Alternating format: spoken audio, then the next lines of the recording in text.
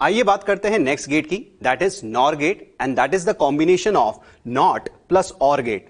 तो आप देख सकते हैं कि यहां पे हमारे पास में एक और गेट है followed by a not gate. तो आप जानते हैं कि और गेट का काम होता है दो इनपुट सिग्नल्स को ऐड करना, और फिर ये नॉट गेट उसका इन्वर्स कर देगा।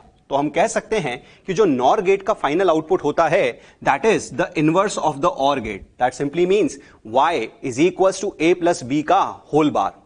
तो इसी नॉर गेट का जो सिंबॉलिक रिप्रेजेंटेशन है उसको कुछ इस तरीके से दिखाया जाता है, जहां पे आपको पहले एक और गेट दिखाया जाता है फॉलोड बाय अ बबल।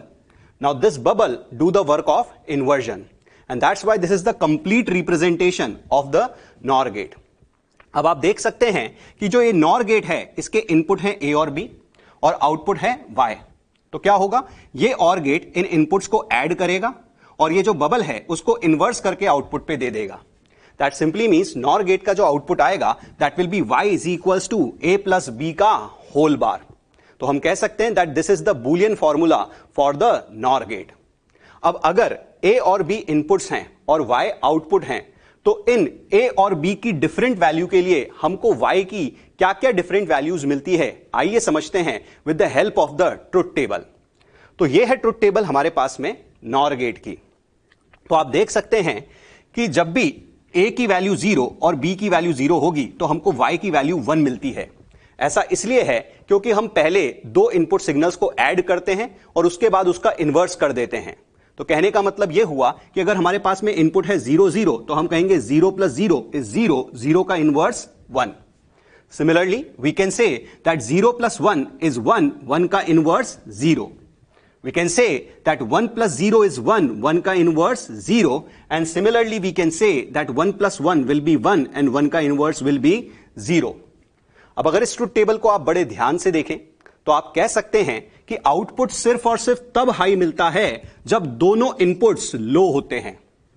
अब अगर इस ट्रुथ टेबल के बेसिस पे हम इलेक्ट्रिकल इक्विवेलेंट डायग्राम को रियलाइज करने की कोशिश करें in terms of bulb and switches, तो हम कह सकते हैं कि बल्ब सिर्फ और सिर्फ तब ग्लो करेगा जब स्विच A और B दोनों खुले रहेंगे। तो आइए समझते हैं electrical equivalent diagram for the nor gate. तो आप देख सकते हैं कि यहां पर इस इलेक्ट्रिकल इक्विवेलेंट डायग्राम के अंदर आपको दो स्विचेस दिखाए गए हैं A और B, और आपको यहां पे एक बल्ब दिखाया गया है, and that is the place जहां पे आपको आउटपुट चाहिए, and that is denoted by Y। तो आप देख सकते हैं कि इस कंडीशन में जब A और B स्विच दोनों के दोनों खुले हुए हैं तो जो सारा का सारा करंट है वो इस बल्ब के पास में जाता है, इसीलिए बल्ब इल्यूमिनेट करता है, बल्ब ग्लो कर जाता है। पर अगर इनमें से कोई भी एक स्विच बंद हो जाए तो आप समझ सकते हैं कि सारा का सारा करंट उस स्विच से बाईपास हो जाएगा और उस कंडीशन के अंदर हमारा बल्ब ग्लो नहीं कर पाएगा। फॉर एग्जाम्पल, अगर मैं ऐसा केस कंसिडर करूं जहां पर A की वैल्यू 0 और B की वैल्यू 1 हो जाए, तो अगर A की वैल्यू 0 और B की वैल्यू 1 हो जाएगी तो हम कहेंगे कि सारा का सारा करंट B वाले लूप से बाईपास हो जाएगा और इस बल्ब को कोई करंट नहीं मिलेगा, इसलिए बल्ब ग्लो नहीं कर पाएगा।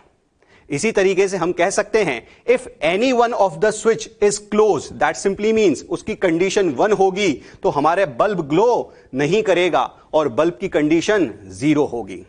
तो that is about the truth table of the nor gate. अब आइए ट्राई करते हैं कुछ questions based on nor gate. तो यहां पर आपको एक नॉर गेट दिखाया गया है और आपसे पूछा गया है कि इसका आउटपुट y क्या होगा। अब इस नॉर गेट की खास बात यह है कि यह सिंगल इनपुट का नॉर गेट है। दैट सिंपली मींस इस नॉर गेट के दोनों इनपुट्स को ज्वाइन कर दिया गया है और जो इनपुट दिया गया है वो है A। तो इस कंडीशन में ऊपर वाली ब्रांच पर भी A जाएगा और नीचे वाली ब्रांच पर भी A जाएगा। अब क्योंकि ये जो सेक्शन है ये और गेट है, ये क्या करेगा, इन इनपुट्स को ऐड कर देगा। और आप जानते हैं कि बूलियन अलजेब्रा में जब भी किसी नंबर को उसी से ऐड किया जाता है तो वही आता है। हम पढ़ चुके हैं that a plus a gives us a। तो जब भी हम इन a और a को ऐड करेंगे तो हमको फाइनली अंदर a मिल जाएगा। अब जब ये a इस सर्किट से बाहर आएगा तो इसका नॉट हो जाएगा और इसीलिए हम कहेंगे कि हमारा जो फाइनल आउटपुट है वो a बार के बराबर आएगा। दैट मीन्स हम यहां से कंक्लूड कर सकते हैं दैट सिंगल इनपुट का जो नॉर गेट होता है वो नॉट गेट जैसे ही आउटपुट प्रोड्यूस करता है। तो आज के बाद में हमको कहीं पर भी अगर सिंगल इनपुट का नॉर गेट मिलता है तो हम उसको नॉट गेट के इक्विवेलेंट ही ट्रीट करेंगे। तो आइए सॉल्व करते हैं नेक्स्ट क्वेश्चन। तो आप देख सकते हैं कि यहां पे हमको दो नॉर गेट्स दे रखे हैं और आप देख सकते हैं कि जो पहला वाला नॉर गेट है वो तो मल्टीपल इनपुट्स वाला है, यानी कि दो इनपुट्स वाला है, पर जो दूसरा वाला नॉर गेट है वो सिंगल इनपुट वाला है। अब क्योंकि यहां पर मल्टीपल इनपुट्स वाला नॉर गेट है या फिर डबल इनपुट वाला नॉर गेट है, आप जानते हैं कि इस नॉर गेट का जो आउटपुट आएगा that will be equals to let's say a plus b का whole bar, that is the output of this nor gate. अब आप जानते हैं कि ये जो गेट है that is the single input वाला नॉर गेट और ये नॉट गेट जैसा ही काम करता है, तो हम कहेंगे कि ये गेट इसका इन्वर्स कर देगा। तो फाइनली हमको जो आउटपुट पे आंसर मिलेगा that will be a plus b का होल बार का bar and that will be equals to a plus b। तो अगर हम बड़े ध्यान से देखें तो अगर हम दो नॉर गेट्स को एक के बाद एक रिपीट करते हैं तो जो हमको फाइनल आउटपुट मिलता है वो और गेट के बराबर मिलने लग जाता है। आइए सॉल्व करते हैं अब नेक्स्ट क्वेश्चन। तो आप देखेंगे कि यहां पे आपको तीन नॉर गेट्स दिखाए गए हैं। अब जैसे ही आप इस सर्किट को देखते हैं तो आपको पता लगता है कि जो पहले दो नॉर गेट्स आपको दिखाए गए हैं ये सिंगल इनपुट वाले नॉर गेट हैं and you already know that single input nor gate behaves like not. तो अगर यहां पर a है तो आप बिना सॉल्व करे यहां पर लिख सकते हैं कि यहां पर a बार आएगा। ऐसा इसलिए क्योंकि हम पहले ही पढ़ चुके हैं that single input nor behaves like not. तो अगर यहां पर b है तो यहां पर जो आउटपुट आएगा that will be b bar.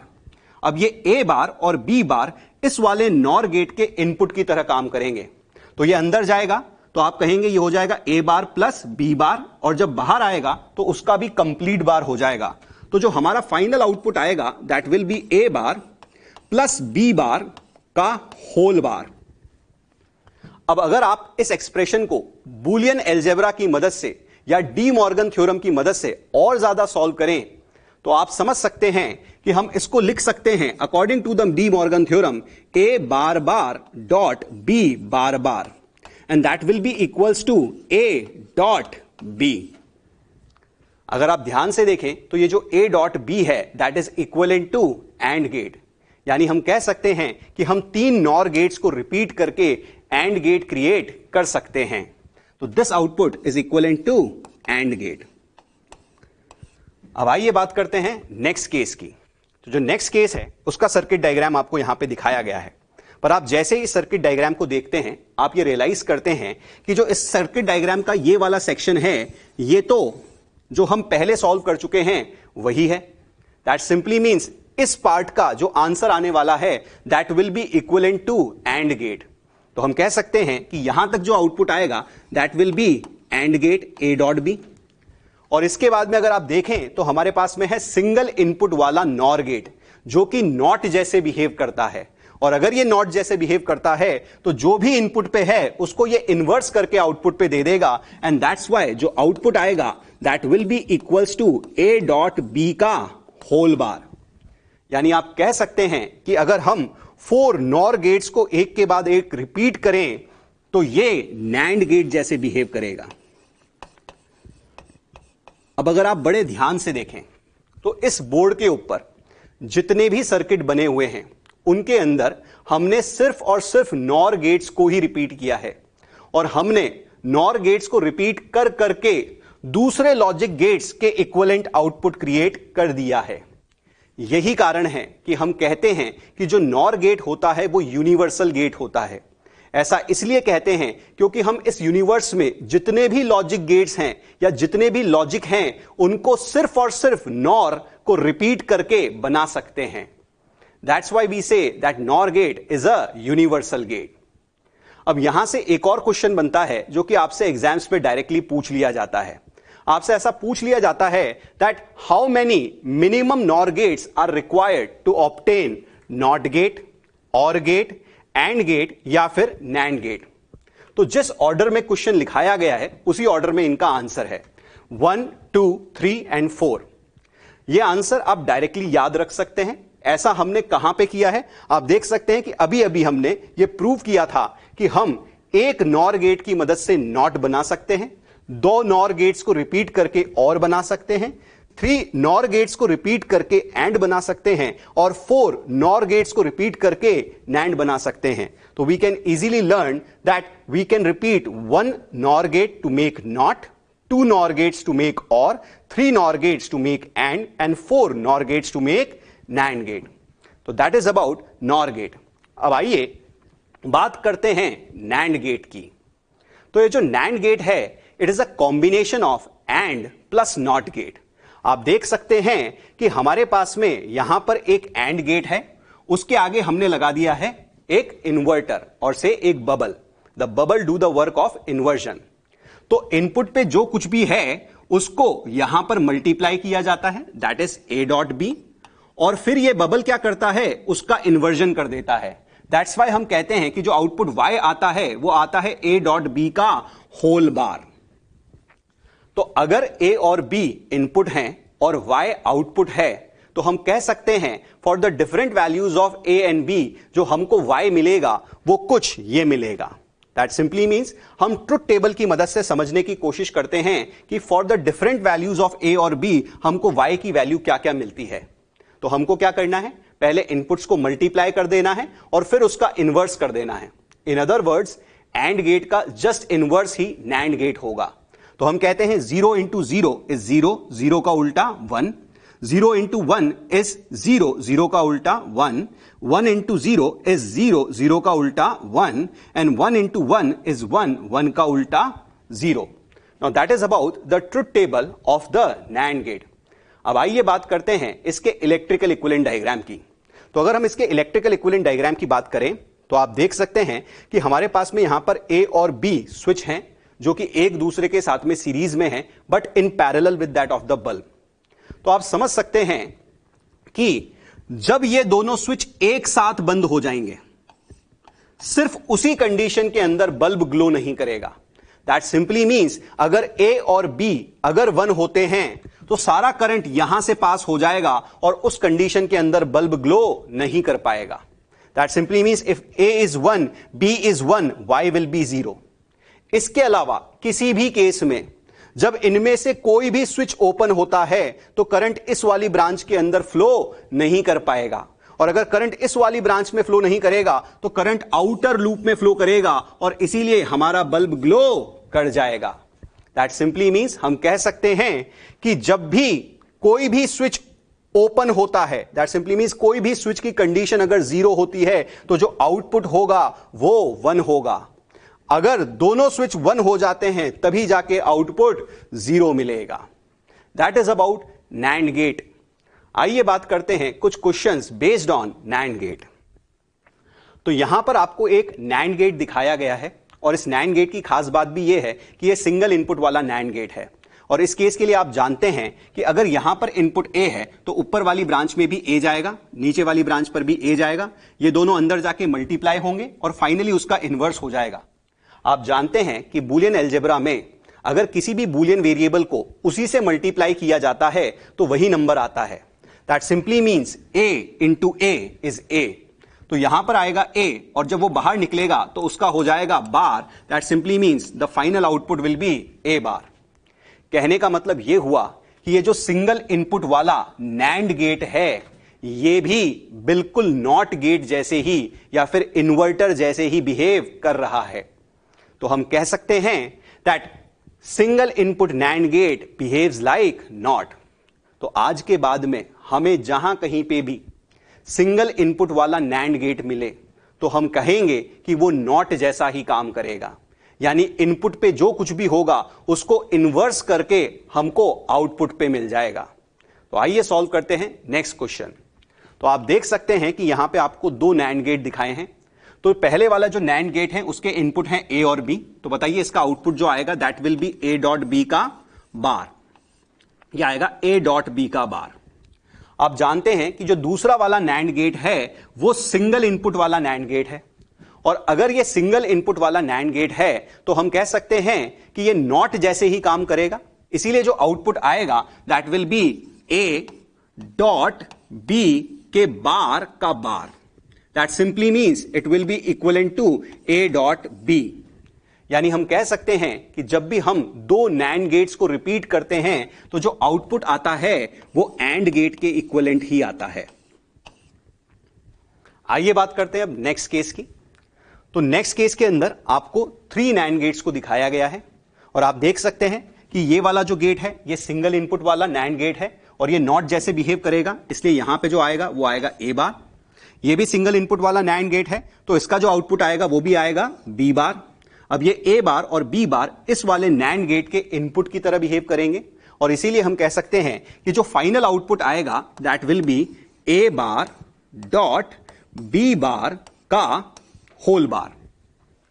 अब अगर इसी एक्सप्रेशन को हम डी मॉर्गन की मदद से और ज्यादा सॉल्व करें तो हम कह सकते हैं कि हम इस डॉट को उड़ाएंगे और इसकी जगह कौन आएगा प्लस, और ऊपर वाले बार को हम क्या कर देते थे स्प्लिट। तो हम कहेंगे A bar bar plus B bar bar and that will be equivalent to A plus B. और ये जो आउटपुट है ये और गेट के इक्विवेलेंट आउटपुट होता है। यानी हम कह सकते हैं कि हम 3 नैंड गेट को रिपीट करके और गेट बना सकते हैं। अब आइए बात करते हैं नेक्स्ट क्वेश्चन की। तो नेक्स्ट क्वेश्चन में आप देख सकते हैं कि इतना क्वेश्चन तो वही है जो कि हम पहले सॉल्व कर चुके हैं और इतने क्वेश्चन का जो आउटपुट आता था that was equals to A plus B. अब अगर इसके बाद में हम सिंगल इनपुट वाला, हमने क्या किया कि सिंगल इनपुट वाला नैंड गेट अगर हमने लगा दिया है तो हम कहेंगे कि यहां पर जो आउटपुट मिलेगा हमको वो उसका इनवर्स ही मिलेगा, और अगर उसका इनवर्स मिलेगा तो हम कहेंगे कि जो आउटपुट आएगा that will be is equals to A plus B का whole bar. That simply means the output will be equivalent to nor gate. तो हम कंक्लूड कर सकते हैं कि हम एक नैंड गेट की मदद से नॉट बना सकते हैं, 2 नैंड गेट्स को रिपीट करके एंड गेट बना सकते हैं, 3 नैंड गेट्स को रिपीट करके और बना सकते हैं और 4 नैंड गेट्स को रिपीट करके नॉर बना सकते हैं। तो एग्जाम में कई बार डायरेक्टली ऐसा क्वेश्चन पूछ लिया जाता है that how many minimum nand gates are required to obtain not gate, and gate, or gate and nor gate. तो जिस ऑर्डर में क्वेश्चन लिखाया गया है बिल्कुल उसी ऑर्डर में इसके आंसर भी हैं। हम ये अभी अभी पढ़ चुके हैं कि हम 1 की मदद से बना सकते हैं नॉट गेट, 2 की मदद से बना सकते हैं एंड गेट, 3 की मदद से बना सकते हैं और गेट, और 4 की मदद से बना सकते हैं नॉर गेट। तो that is about nand gate. अब आइए एक नोट के बारे में बात करते हैं, that is a very important note, कि हम जानते हैं कि जो नैंड और नॉर होता है उसको हम यूनिवर्सल गेट कहते हैं। ऐसा हम इसलिए कहते हैं क्योंकि हम नैंड और नॉर दोनों गेट्स को सर्किट में बार बार रिपीट करके कोई सा भी लॉजिक बना सकते हैं। That's why they are known as universal gates. तो that is about the universal gates, NAND gate and nor gate. अब आइए हम सॉल्व करते हैं कुछ questions based on NAND and nor gate. तो यहां पर आपको एक सर्किट दिखाया गया है और आपसे पूछा गया है कि ये जो सर्किट है ये किस गेट के इक्विवेलेंट आउटपुट प्रोड्यूस कर रहा है। तो हमको जो आउटपुट Y मिलेगा वो किस गेट के इक्विवेलेंट होता है हमको ये बताना है। तो आप बड़े ध्यान से देखें, जो पहला वाला गेट है वो नॉर गेट है। तो अगर मैं कहूं कि यहां पे इनपुट है A और B तो आप जानते हैं कि नॉर गेट का आउटपुट आएगा A प्लस बी का होल बार। अब आप देख सकते हैं कि ये जो A प्लस बी का होल बार है that is the input to the single input nand gate. और आप जानते हैं कि जो सिंगल इनपुट नैंड गेट है वो नॉट जैसे काम करता है, इसीलिए हम कह सकते हैं कि इस नैंड गेट का जो आउटपुट आएगा that will be equals to A plus B. अब ये जो A प्लस बी है इस नॉट गेट का इनपुट है, दैट सिंपली मींस जो आउटपुट आएगा वो इसका जस्ट इन्वर्ट होगा, यानी जो फाइनल आउटपुट Y मिलेगा that will be equals to A plus B का होल बार।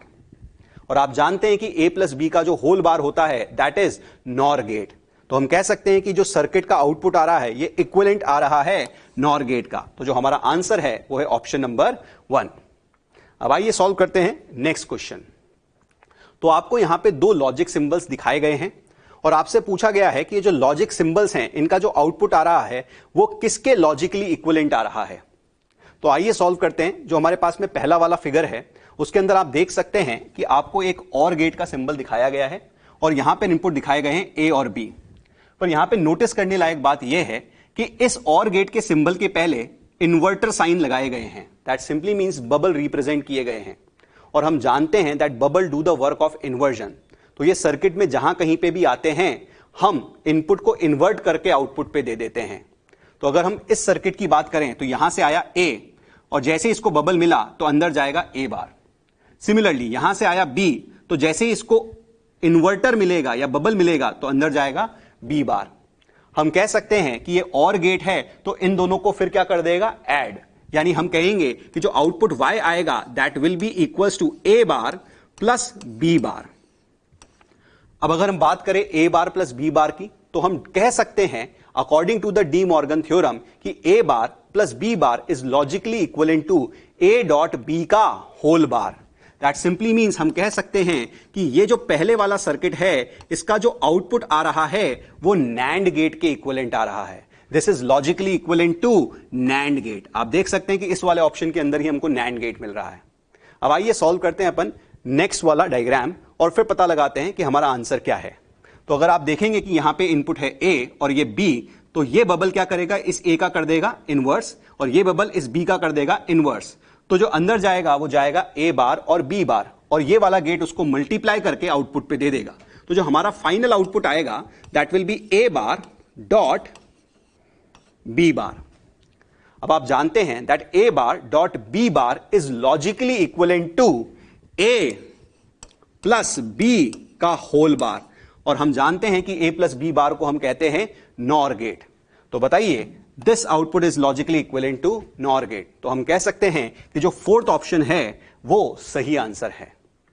तो आइए सॉल्व करते हैं अब नेक्स्ट क्वेश्चन।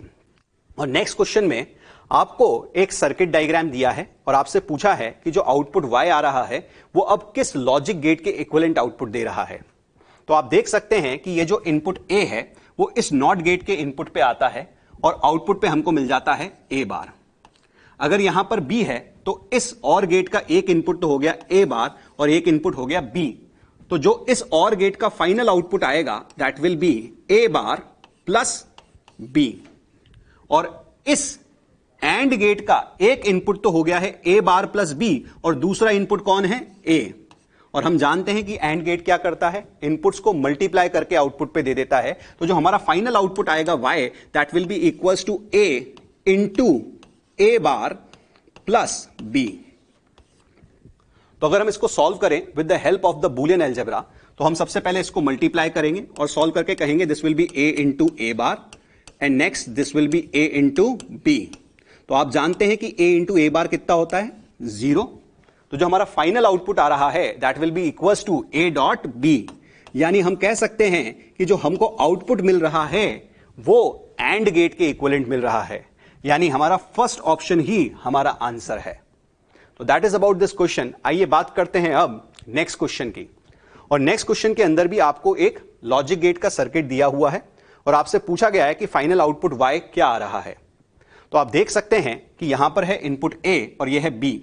जैसे ही ये b इस नॉट गेट के पास करता है तो ये नॉट गेट इस b को इन्वर्स कर देता है और यहां पे आ जाता है b bar. That simply means हम कह सकते हैं कि इस वाले एंड गेट का इनपुट है a और b बार। तो फाइनली इस एंड गेट का जो आउटपुट आएगा that will be a dot b बार। इसी प्रकार से हम कह सकते हैं कि जब ये a यहां से आएगा तो ये नॉट गेट इसका इन्वर्स कर देगा। दैट सिंपली मीन्स यहां पे आएगा a बार और यहां पे आएगा b। दैट सिंपली मीन्स इस एंड गेट के इनपुट पे है a बार और b।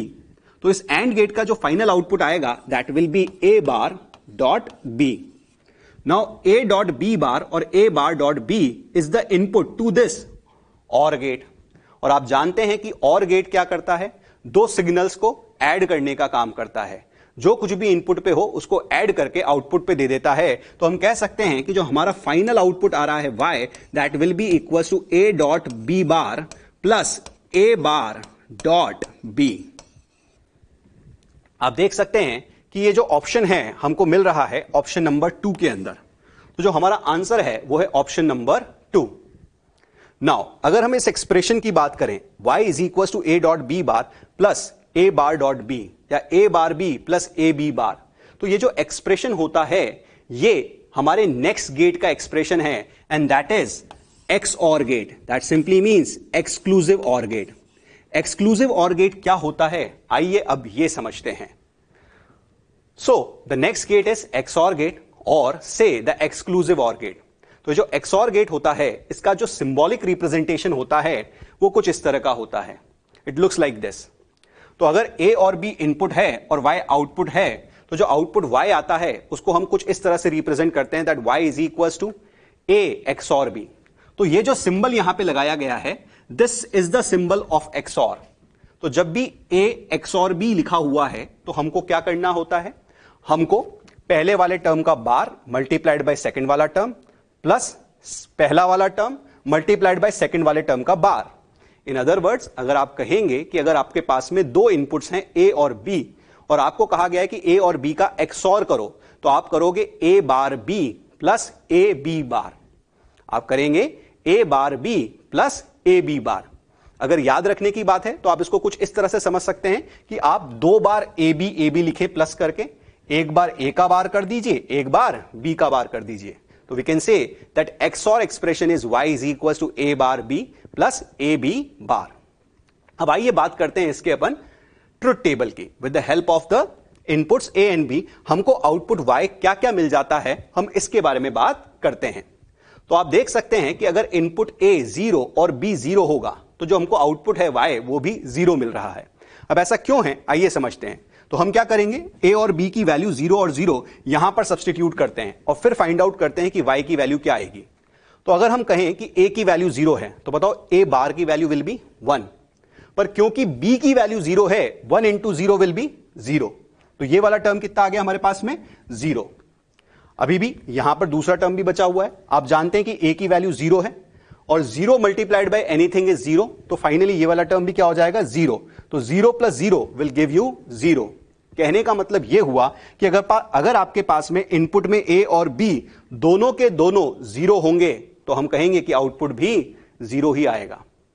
पर बात करते हैं नेक्स्ट केस की, जब हमारे पास में a की वैल्यू है 0 और b की वैल्यू है 1।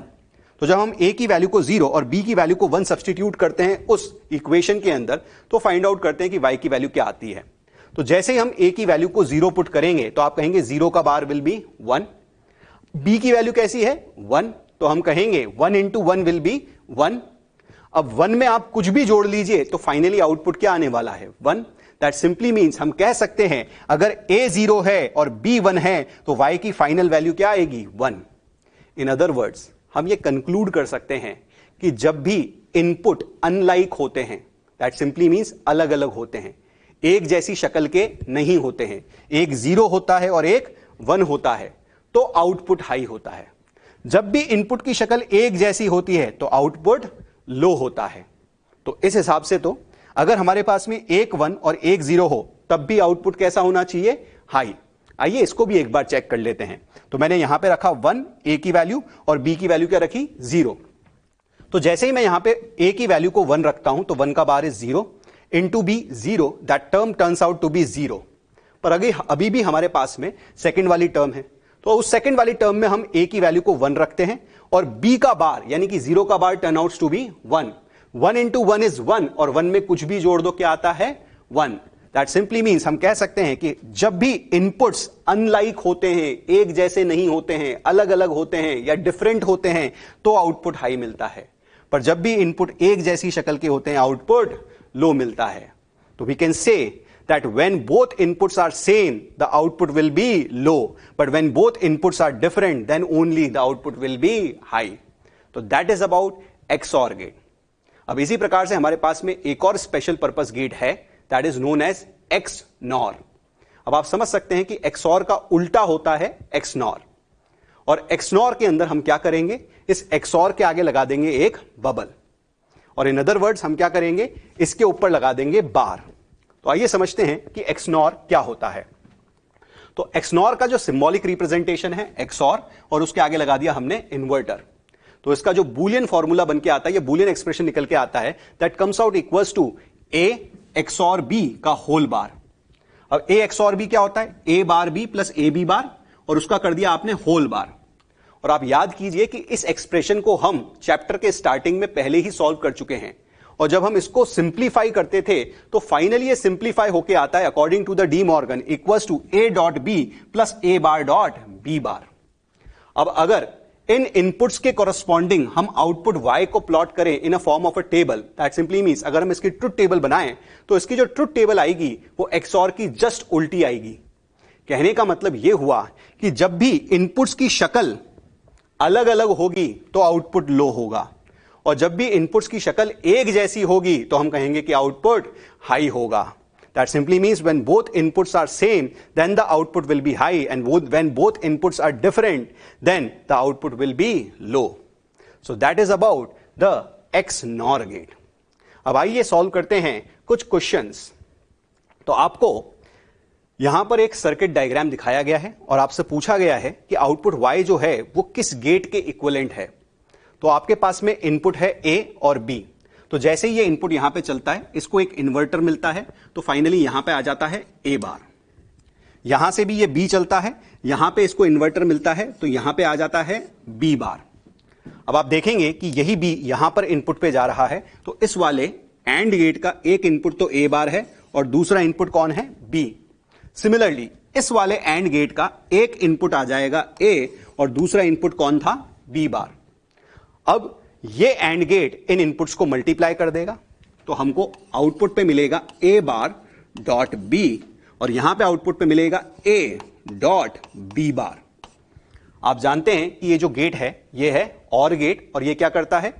जो भी इनपुट पे होता है उसको ऐड करके आउटपुट पे रख देता है. दैट सिंपली मींस हमारा जो फाइनल आउटपुट आने वाला है that will be equals to A bar B plus A B bar. और आप लोग ये जानते हो कि ये जो आउटपुट है that is equivalent to ex or gate. तो फाइनली जो हमारा आंसर है दैट इज ऑप्शन नंबर 4. आइए बात करते हैं नेक्स्ट क्वेश्चन की. तो आप देख सकते हैं कि जो क्वेश्चन है थोड़ा डिफरेंट पैटर्न का क्वेश्चन है. यहां पे पहली बार आपको एक इलेक्ट्रिकल इक्विवेलेंट डायग्राम को रिप्रेजेंट किया गया है, जहां पे आपको एक एलईडी दिखाई गई है Y, जहां पे आपको आउटपुट चाहिए होता है, और आपको स्विचेस दिखाए गए हैं A और B. ये जो स्विचेस A और B हैं ये कंट्रोल कर रहे हैं कि एलईडी जलेगी या फिर नहीं जलेगी. दैट सिंपली मींस अब हमको इस इलेक्ट्रिकल इक्विवेलेंट डायग्राम को देख के ये पहचानना है कि ये किस लॉजिक गेट के इक्विवेलेंट काम करेगा. तो आइए सॉल्व करते हैं, और ऐसे क्वेश्चन को सॉल्व करने के लिए हमारा जो सबसे पहला टास्क होता है वो ये होता है कि हम क्या करते हैं कि ट्रुथ टेबल को ड्रॉ कर लेते हैं for inputs A and B and there corresponding output Y. तो हम क्या करते हैं, एक ट्रुथ टेबल ड्रॉ करते हैं. सबसे पहले हमने इनपुट ले लिया A और B और उसके कॉरस्पॉन्डिंग हम Y को बनाते रहेंगे. तो जिस तरह की कंडीशन अभी आपको दिखाई गई है दैट सिंपली मींस अभी A स्विच भी ओपन है और B स्विच भी ओपन है, यानी A स्विच भी 0 कंडीशन पे है और B स्विच भी 0 कंडीशन पे है. तो आप देख सकते हैं कि ये वाली जो ब्रांच है ये एक ओपन ब्रांच है, यानी इस वाली ब्रांच के अंदर कोई करंट फ्लो नहीं करेगा. आप ये भी जानते हैं कि जो करंट है वो हाई पोटेंशियल से लो पोटेंशियल की तरफ फ्लो करता है. तो आप जानते हैं कि करंट +6 वोल्ट से फ्लो करना शुरू करेगा और ग्राउंड की तरफ फ्लो करेगा. पर क्योंकि ये वाली ब्रांच ओपन है यहां पर करंट नहीं जाएगा, इसीलिए हम कहते हैं कि एलईडी को करंट मिल जाएगा और एलईडी ग्लो कर जाएगी. यानी हम कह सकते हैं कि for the condition when A is 0 and B is 0 output Y will be 1. तो हम कह सकते हैं अगर A 0 है B 0 है तो आउटपुट कैसा है? 1. अब आइए नेक्स्ट केस की बात करते हैं. नेक्स्ट केस में हम कंसिडर कर लेते हैं कि इन दोनों स्विच में से कोई भी एक स्विच बंद है. लेट मी से कि मैं इस B वाले स्विच को बंद कर देता हूं. दैट सिंपली मींस आप कह सकते हैं A तो 0 कंडीशन पे है पर B 1 कंडीशन पे आ चुका है. अगर A 0 और B 1 कंडीशन पे है तो हमको अब यह पता लगाना है कि Y क्या मिलेगा. तो बताइए इस कंडीशन के अंदर भी जब हमने B को 1 कर दिया है तो भी ये वाली ब्रांच तो अभी भी ओपन है क्योंकि ये स्विच खुला हुआ है. दैट सिंपली मींस इस केस के अंदर भी अभी इस ब्रांच के अंदर कोई करंट फ्लो नहीं कर सकता. और अगर इस ब्रांच में अभी भी कोई करंट फ्लो नहीं कर सकता तो हम कहेंगे करंट अभी भी +6 वोल्ट से ग्राउंड की तरफ फ्लो करेगा, यानी एलईडी को करंट मिल जाएगा और एलईडी ग्लो कर जाएगी. तो हम कहेंगे हमें अभी भी आउटपुट मिलेगा. तो for the condition when A is 0 B is 1 Y will be 1. अब आइए बात करते हैं अपन नेक्स्ट केस की. तो नेक्स्ट केस के अंदर अगर मैं बात करूं कि हम इस A को बंद कर देते हैं और B को ओपन रहने देते हैं. दैट सिंपली मींस अगर A की वैल्यू है 1 और B की वैल्यू है 0 तो भी आप कहेंगे सर अभी भी तो ये वाली ब्रांच ओपन है तो इस ब्रांच में तो कोई करंट नहीं आएगा. दैट सिंपली मींस अभी भी एलईडी इल्यूमिनेट कर जाएगी. यानी हमारे पास में अभी भी y की वैल्यू 1 आएगी। अब बात करते हैं लास्ट केस की। लास्ट केस क्या है? जब हमने ये मान लिया है कि हमने दोनों स्विचेस A और B को बंद कर दिया। अगर हम दोनों स्विचेस A और B को बंद कर देंगे तो A भी 1 होगा और B भी 1 होगा। और इस केस के अंदर आप देख सकते हैं कि ये वाली ब्रांच के थ्रू सारा का सारा करंट फ्लो हो जाएगा, क्योंकि हम जानते हैं that current flows through the least resistive path. तो सारा का सारा करंट यहीं से बाईपास हो जाएगा। अब एलईडी के पास में कोई करंट नहीं आएगा, इसलिए अब एलईडी ग्लो नहीं कर पाएगी। यानी हम कह सकते हैं when A is 1, B is 1, Y will be equals to 0। तो अगर आप बड़े ध्यान से इस ट्रुथ टेबल को देखें तो आप ये समझ सकते हैं कि आउटपुट तब 0 होता है जब A और B हाई होते हैं। ऐसा तभी होता है जब गेट नैंड गेट होता है। तो this gate is equivalent to nand gate. तो हमारा जो आंसर आया that is equals to nand gate. अब यही क्वेश्चन जो है हमसे नीट 2019 में पूछा जा चुका है और ये बहुत ही सिंपल सा क्वेश्चन है, अपन आसानी से सॉल्व कर सकते हैं।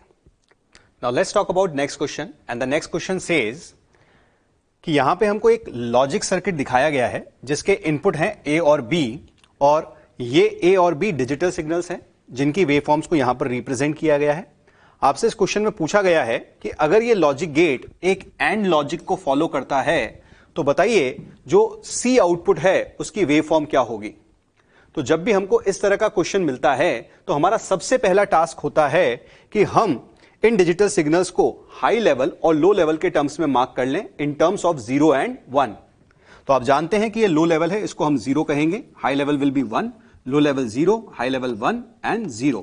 सिमिलरली हम यहां पे भी मार्क कर सकते हैं 0, 1, 1, 0 एंड 0। अब हम क्या करते हैं, ये जो इनपुट है A और B, इनको एक ट्रुथ टेबल में अरेंज कर लेते हैं और फिर क्या कॉरस्पॉन्डिंग आउटपुट Y मिलेगा इसको अपन फाइंड आउट कर लेंगे, क्योंकि हमको पता है कि जो हमारा लॉजिक गेट है वो है एंड गेट। तो आइए अरेंज करते हैं इसको एक ट्रुथ टेबल के अंदर। तो A और B हमारा इनपुट है और आउटपुट है हमारा C। तो हम इनपुट्स को अरेंज कर लेते हैं जिस तरह से वो हमको मिल रहे हैं। सबसे पहले हमको मिला 0 और 0, A और B की वैल्यू क्या है 0, 0। फिर हमको मिला A 1 और B 1, 1, 1। नेक्स्ट हमको मिला 0 और 1। नेक्स्ट इनपुट है 1 एंड 0 एंड लास्ट है 0 एंड 0। तो आप देख सकते हैं कि हमारे जितने भी इनपुट्स हैं उनको हमने यहां पे ट्रुथ टेबल में अरेंज कर लिया है। अब क्योंकि हमको ये पता है कि ये एंड गेट है तो हम जानते हैं कि हमको दोनों इनपुट्स को मल्टीप्लाई करके आउटपुट C पे लिख देना है।